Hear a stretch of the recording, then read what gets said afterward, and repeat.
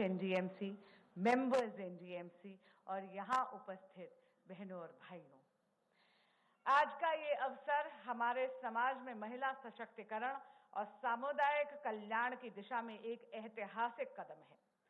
सुषमा भवन केवल एक भवन नहीं, बल्कि महिलाओं की सुरक्षा, उनके आत्मविश्वास और उनकी आत्मनिर्भरता का प्रतीक है। यह हॉस्टल न केवल उन्हें रहने की सुविधा देगा, बल्कि उनके सपनों को साकार करने के लिए एक मजबूत आधार भी देगा। इस अवसर पर मैं स्वर्गीय श्रीमती सुषमा स्वराज जी को श्रद्धांजलि अर्पित करती हूँ। वे नारी शक्ति का जीवंत प्रतिमूर्ति थी। उनके जीवन का हर क्षण समाज और देश की सेवा को समर्पित रहा।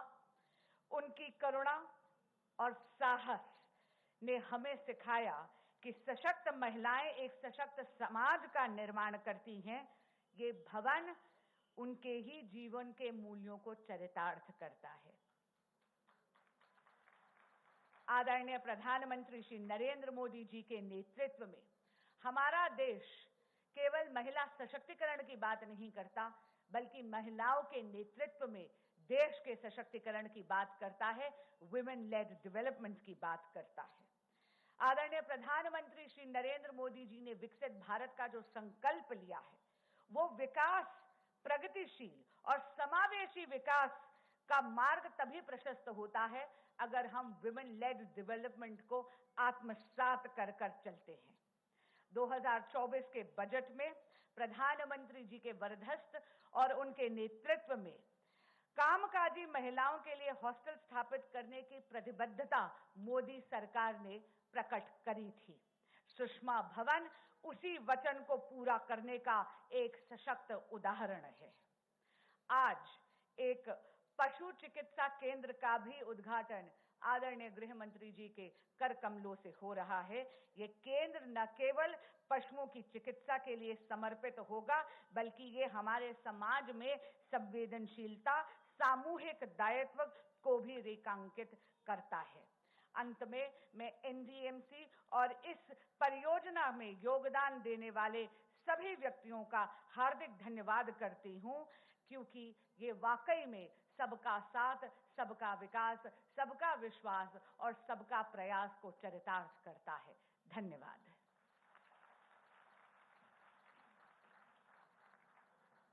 बहुत बहुत धन्यवाद माननीय।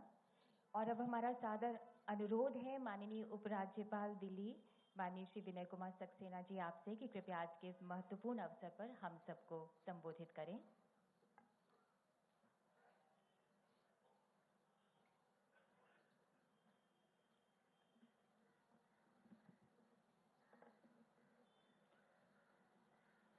माननीय केंद्रीय गृह एवं सहकारिता मंत्री श्री अमित शाह जी, माननीय सांसद सुश्री बांसुरी स्वराज जी, अध्यक्ष एनडीएमसी श्री केशव चंद्रा जी, उपाध्यक्ष एनडीएमसी श्री कुलजीत चहल जी, यहाँ उपस्थित सभी अतिथि और मीडिया के साथियों,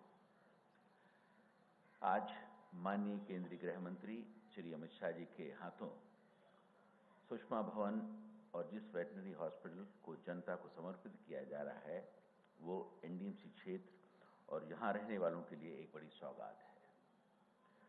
दिल्ली में कामकाजी महिलाओं की बढ़ती संख्या को देखते हुए इस वर्किंग वुमेन हॉस्टल की काफी समय से जरूरत महसूस की जा रही थी।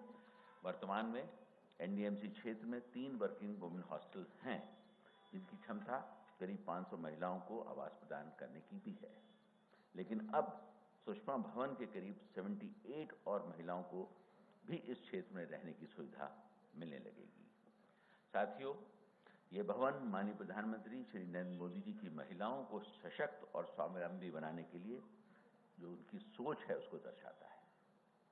साथ ही यह भवन पूर्व केंद्रीय मंत्री स्वर्गीय सुषमा स्वराज जी की को एक बहुत ही सुंदर श्रद्धांजलि भी देता है। उन्होंने अपना व्यक्तित्व, वाणी और अपनी लीडरशिप क्वालिटी से विश्व में एक अलग पहचान बनाई थी।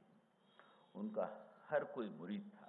मुझे खुशी है कि आज उनकी बेटी बांसुरी स्वराज जी नई दिल्ली से सांसद हैं और यहाँ पर मौजूद हैं। उनके ही क्षेत्र में यह हॉस्टल बना है मुझे पूरा विश्वास है कि वो अपनी मां का नाम रोशन करेंगी। इस हॉस्टल में उन महिलाओं को बड़ी मदद मिलेगी जो दिल्ली में बाहर से आकर यहाँ रहती हैं। साथियों, 3 मंजिला इस हॉस्टल में महिलाओं की सुरक्षा और सुविधा का भी विशेष ध्यान रखा गया है। यह हॉस्टल सेंट्रली लोकेटेड है, पूरी तरीके से एयर कंडीशनड है। इसमें लिफ्ट की भी सुविधा के अलावा 24 घंटे पानी और बिजली की आपूर्ति, लाइब्रेरी, जिम की भी सुविधा मौजूद है। और सबसे महत्वपूर्ण मेट्रो की कनेक्टिविटी है, जो कामकाजी महिलाओं के लिए बहुत जरूरी है। मुझे पूरा विश्वास है कि सीसीटीवी कैमरे से और जो गेटेड सोसाइटी से लेस ये पूरा कैंपस और बिल्डिंग यहाँ रहने वाली महिलाओं को उनकी सुरक्षा के प्रति आश्वस्त करेगी। साथियों, सुषमा भवन जहाँ कामकाजी महिलाओं की जरूरतों को पूरा करेगा, वहीं मोती बाग का वेटनरी हॉस्पिटल जरूरत पड़ने पर पशु पक्षियों को मेडिकल फैसिलिटी प्रदान करेगा। 2.5 करोड़ रुपए से अधिक की लागत से बना यह अस्पताल सुबह 8 बजे से 8 बजे तक काम करेगा और ओपीडी से लेकर सर्जरी, रजिस्ट्रेशन, टीकाकरण तथा और भी जो सुविधाएं मिलनी चाहिए उन सबको उपलब्ध कराएगा। मैं इन दोनों सौगात के लिए केंद्र सरकार और विशेष रूप से हमारे माननीय गृह मंत्री श्री अमित शाह जी को दिल से धन्यवाद देता हूं, जिन्होंने समय निकाला और यहां आकर हम सब का मान बढ़ाया और इस कार्यक्रम की शोभा बढ़ाई। मैं उन सभी महिलाओं को भी बधाई देता हूं जिन्हें आज सुषमा भवन में रहने का अवसर और श्री अमित शाह जी के हाथों से कमरे की चाबियां मिलने वाली हैं। मैं आपको बताना चाहूंगा कि इसी कैंपस में एक और नया ब्लॉक बनाने का भी प्रस्ताव है, जिस पर अभी विचार किया जा रहा है। मुझे पूरा विश्वास है कि माननीय प्रधानमंत्री जी और माननीय श्री अमित शाह जी के मार्गदर्शन में एनडीएमसी इस तरह के नई प्रोजेक्ट्स को नया नया नाम देता रहेगा और काम करता रहेगा। आपने मुझे इस कार्यक्रम में आमंत्रित किया, इसके लिए मैं आपका दिल से आभार प्रकट करता हूं। जय हिंद।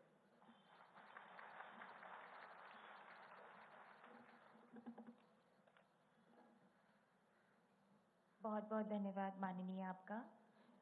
और अब पालतू पशुओं के इलाज के लिए आपको परेशान होने की जरूरत नहीं है, क्योंकि आधुनिक चिकित्सा युक्त पशु एवं पक्षी औषधालय मोती बाग उपलब्ध है। इतना ही नहीं, पूरी तरह से सुव्यवस्थित, अच्छी तरह से सुसज्जित, सुविधा युक्त इमारत तथा हॉस्टल इस औषधालय की गुणवत्ता को बढ़ाएंगे। और अब हम विनम्र विनती करते हैं माननीय गृह एवं सहकारिता मंत्री जी आपसे कि कृपया पालतू जानवरों तथा पक्षियों के लिए औषधालय का वर्चुअल उद्घाटन करें।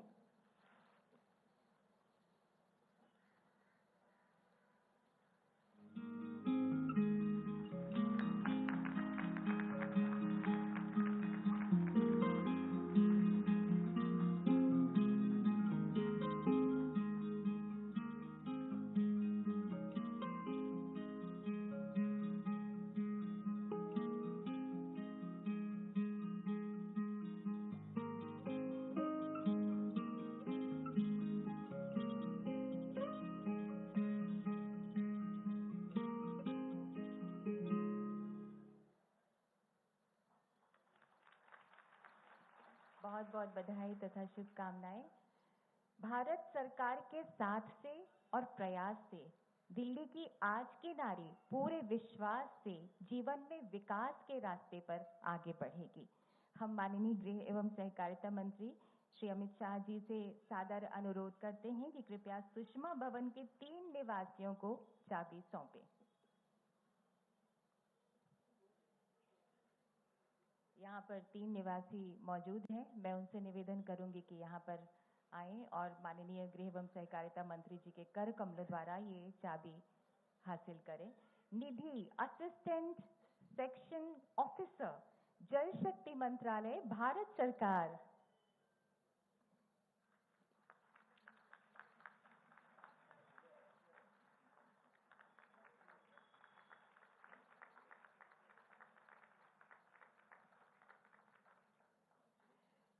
मिस समर्पिता मॉन्डल, एमटीएस, रक्षा मंत्रालय। जोरदार तालियां शुभकामनाओं की तरह हैं, कृपया इन तक पहुंचाएं।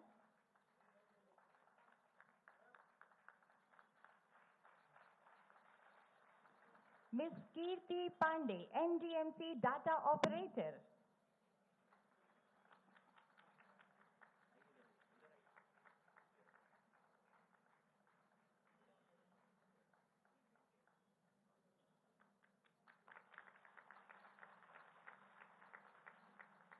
कोटि कोटि धन्यवाद माननीय, और सभी आवासीय महिलाओं को बहुत बहुत बधाई और उनकी जिंदगी के लिए बहुत बहुत सारी शुभकामनाएं। माननीय प्रधानमंत्री जी के नेतृत्व में तथा माननीय गृह एवं सहकारिता मंत्री जी के वरद हस्त में दिल्ली प्रगति के राह पर देश की गर्वित राजधानी की तरह इतराकर आगे बढ़ना चाहती है। आज के इस पहल से कामकाजी महिलाओं को तथा दिल्ली की जनता को एक भरोसा तथा एक नई भोर का एहसास हुआ है। हम विनम्र अनुनय करते हैं माननीय गृह एवं सहकारिता मंत्री श्री अमित शाह जी से कि कृपया हम सबको अपना आशीर्वाद दें, हम सबको संबोधित करें।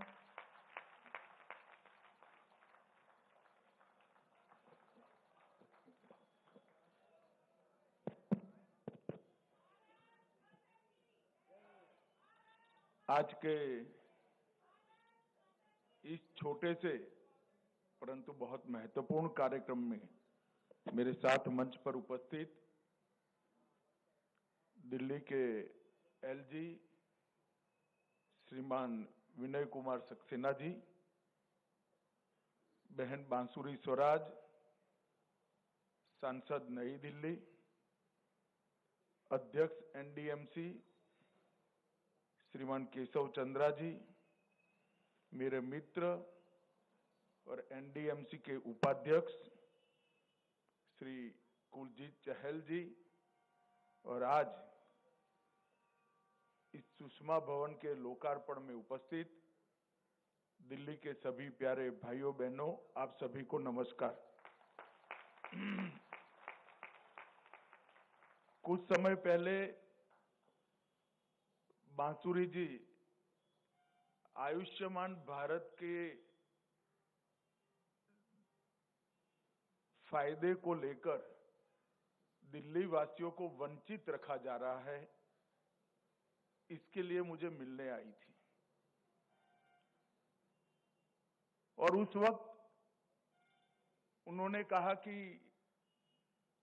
एक वर्किंग वुमन के लिए हॉस्टल इनके क्षेत्र में बनने जा रहा है और इसका नाम सुषमा भवन रखा जा रहा है। तब मैंने कहा था, मुझे हॉस्टल का साइज नहीं पूछना है, मगर सुषमा जी के नाम से अगर ये वर्किंग वुमेन का हॉस्टल बन रहा है तो मैं जरूर आऊंगा और आप मुझे आमंत्रित करिए। तो आज ये निमंत्रण मैंने मांग कर लिया हुआ निमंत्रण है कि इसका उद्घाटन मेरे हाथ से हो, ये मेरे लिए आनंद का विषय है। क्योंकि इस भवन में जो करीब 80 बहनें काम करेगी, उनके सुरक्षित रहने की सुविधा एक ऐसी नेत्री के नाम से जुड़ रही है जो भारत भर की महिला शक्ति को जागरूक, संगठित और संघर्षरत रहने की हमेशा के लिए प्रेरणा स्रोत रही। सुषमा जी हम सब भारतीय जनता पार्टी के कार्यकर्ताओं के लिए हमेशा पार्टी की एक बड़ी महान नेता के रूप में चिरस्मरणीय तो रहेगी, मगर भारत के संसदीय राजनीति के इतिहास में सुषमा जी एक ऐसी व्यक्ति है जो एनडीए 1, एनडीए 2 दोनों सरकारों में महत्वपूर्ण विभागों की मंत्री रही, परंतु सुषमा जी को विदेश मंत्री या स्वास्थ्य मंत्री के रूप में इतिहास नहीं जानेगा। सुषमा जी को इस देश का लोकतांत्रिक इतिहास एक संघर्ष करने वाली विपक्ष की नेत्री के रूप में हमेशा याद रखेगा।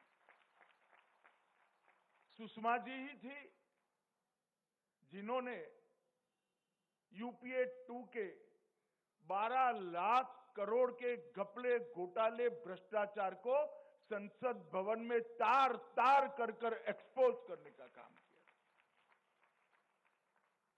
विपक्ष का नेता का पद कितना महत्वपूर्ण होता है लोकतंत्र में, इसके जब उदाहरण दिए जाएंगे तब सुषमा जी को जरूर याद करना पड़ेगा। और मैं तो चाहूंगा कि सारे विपक्ष के नेता इनके कामकाज का अध्ययन करें और अपने आप को उस रास्ते पर चलाने का काम करें। सुषमा जी ने इमरजेंसी के बाद से ही भारतीय जनता पार्टी के साथ काम करना शुरू किया। पूरे देश भर में महिला सशक्तिकरण के लिए एक आह्लाद जगाई। भारतीय जनता पार्टी के सिद्धांतों, भारतीय जनता पार्टी की नीतियों को लोकप्रिय करने में उनकी एक बड़ी भूमिका रही। और मोदी जी की सरकार में विदेश मंत्री के नाते जनता की तकलीफों को समझने वाला विदेश मंत्री कैसा हो सकता है, इसका एक उत्कृष्ट और जीवंत उदाहरण भी उन्होंने बनाने का काम किया। आज मुझे बड़ा आनंद है कि बांसुरी सांसद है और उसी के मत क्षेत्र के अंदर सुषमा जी के नाम से ये विमेन हॉस्टल का उद्घाटन हो रहा है। मैं बहन बांसुरी को, एनडीएमए के सभी पदाधिकारियों को और उसमें जो रहकर सुरक्षित रूप से अपने कैरियर को शेप दे पाएगी, वो सभी बहनों को बहुत बहुत बधाई और शुभकामनाएं देना चाहता हूं। एलजी साहब ने बताया कि 500 के आसपास वर्किंग वुमेन के काम करने की सुरक्षित निवास व्यवस्था एनडीएमसी ने की है। यहां पर एक और ब्लॉक बनने वाला है। ये प्रधानमंत्री नरेंद्र मोदी जी के अर्बन डेवलपमेंट के कंसेप्ट को उजागर करने वाला एक कदम है। सबके लिए सुरक्षा, सबके लिए सम्मान, उनके सम्मान की सुरक्षा और सबको समान अवसर उपलब्ध कराना, इसके लिए इस प्रकार के भवनों का बहुत जरूरियत है। तब इसका यहां लोकार्पण हो रहा है, इसका मुझे बहुत बहुत आनंद है। एनडीएमसी दिल्ली के क्षेत्र में ढेर सारे काम हुए हैं। मैं इसको बहुत लंबे सूची को बताना नहीं चाहता, आप सब जानते ही हो। परंतु आज जब मैं यहां आया हूं तब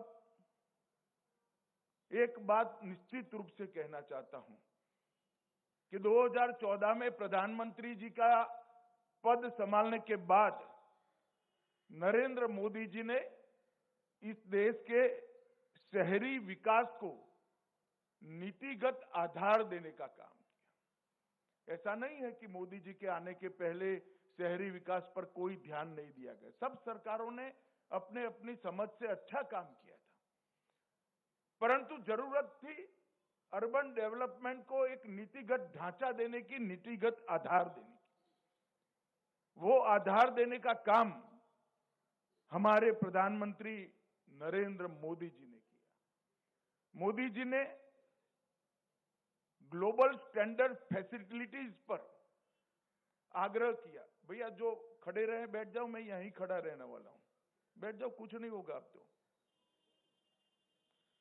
उन्होंने ग्लोबल स्टैंडर्ड फैसिलिटीज पर आग्रह रखा और उसको अर्बन डेवलपमेंट नीति में एक प्रमुख उपकरण के रूप में इसका समावेश किया।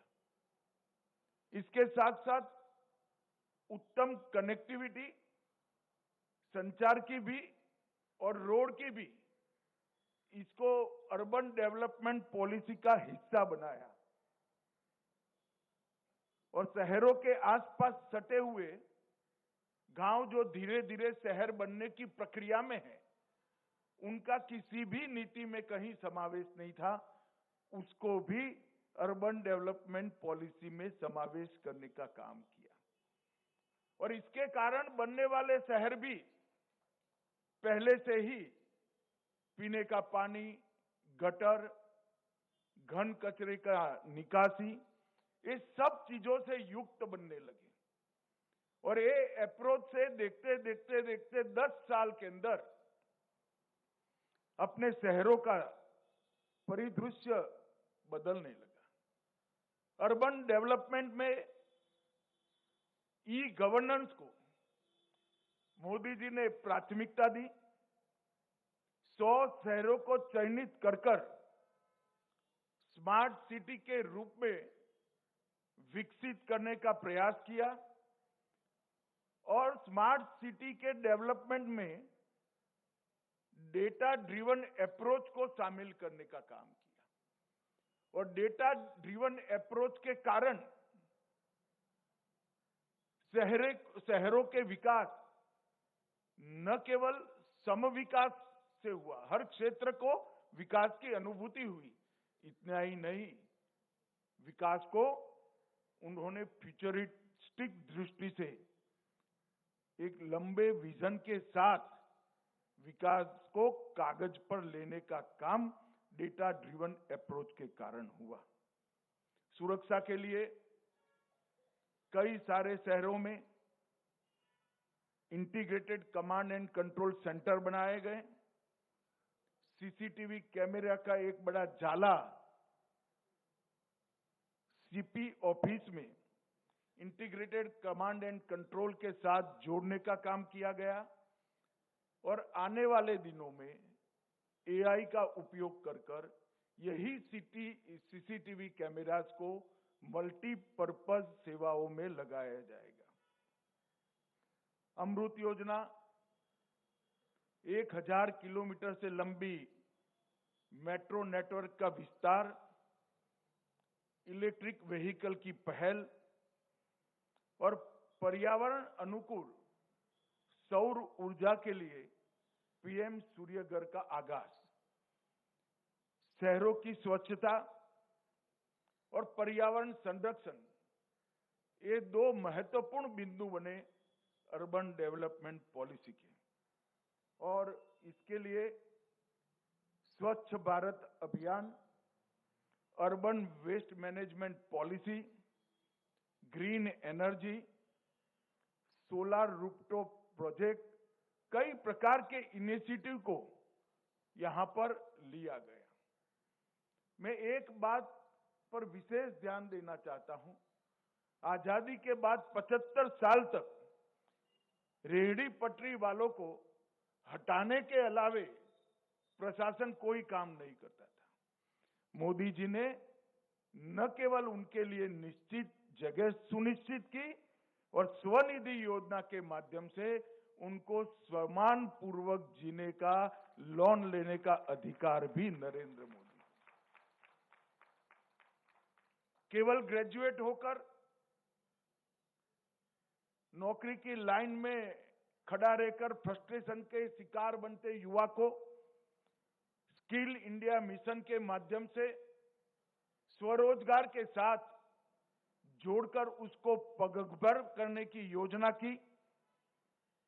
स्वच्छता रैंक के स्पर्धा और क्लाइमेट स्मार्ट सिटी फ्रेमवर्क, इसके कारण एक तंदुरुस्त स्पर्धा सभी शहरों के बीच में शुरू करने का काम नरेंद्र मोदी सरकार की पॉलिसी के कारण हुआ। अर्बन पॉलिसी का जितने भी आयाम थे अर्बन डेवलपमेंट की पॉलिसी के, इसको इंटीग्रेट किया, इसको रिजल्ट ओरिएंटेड बनाया और लॉन्ग टर्म विजन के साथ भविष्य की जरूरियातों को पूरा करने वाला एक विकास का रोड मैप बनाया, जो हमारे शहरों को ग्लोबल सिटीज की सूची में शामिल कर पाए, ऐसी स्थिति पैदा की। करोड़ों रुपए के बुनियादी ढांचे और पीपीपी मॉडल पर हर शहर के विकास को मोदी जी ने आगे बढ़ाया। दिल्ली में भी ढेर सारे काम किए, मगर हमें काम करने में थोड़ी कठिनाई है। उसका उपाय दिल्ली वालों के पास है, मैं बाद में बताऊंगा। परंतु दिल्ली के अंदर ये 10 साल में 68,000 करोड़ के इंफ्रास्ट्रक्चर के काम नरेंद्र मोदी सरकार ने किए। जो लोग हिसाब देना नहीं चाहते और हिसाब मांगने की आदत पड़ी है, उनको मैं कहना चाहता हूं कि मैं आज पाई पाई का हिसाब देकर जाता हूं। मुझे मालूम है मेरा हिसाब किताब अधूरा है, इससे कई गुना ज्यादा काम हुआ है, मगर मुझे अधूरा हिसाब देने में कोई झिझक नहीं है, क्योंकि हमारे अधूरे हिसाब को कई गुना कम भी कर दे तो भी आप उसको परास्त नहीं कर पाएंगे श्रीमान केजरीवाल। इसलिए मैं अधूरा हिसाब भी देना चाहता हूं। हमने 68,000 करोड़ के इंफ्रास्ट्रक्चर के काम दिल्ली के विकास के लिए किए। 41,000 करोड़ रुपया का सड़क बनाया, 15,000 करोड़ के रेलवे के काम किए और 12,000 करोड़ के एयरपोर्ट और इसके आसपास की आनुषंगिक सेवाओं को सुदृढ़ करने के लिए किया। दिल्ली मेरठ एक्सप्रेसवे अब सिर्फ 45 मिनट में आप पहुंच सकते हो। 8,000 करोड़ रुपया खर्च हुआ। दिल्ली मुंबई एक्सप्रेसवे 24 घंटे की यात्रा को 12 घंटे में बदलने के लिए हाई स्पीड कॉरिडोर बनाया जा रहा है। द्वारका एक्सप्रेसवे 7500 करोड़ की लागत से बन रहा है। ईस्टर्न पेरिफेरल एक्सप्रेसवे 11,000 करोड़ की लागत से बन रहा है और 500 दिन में पूरा हुआ।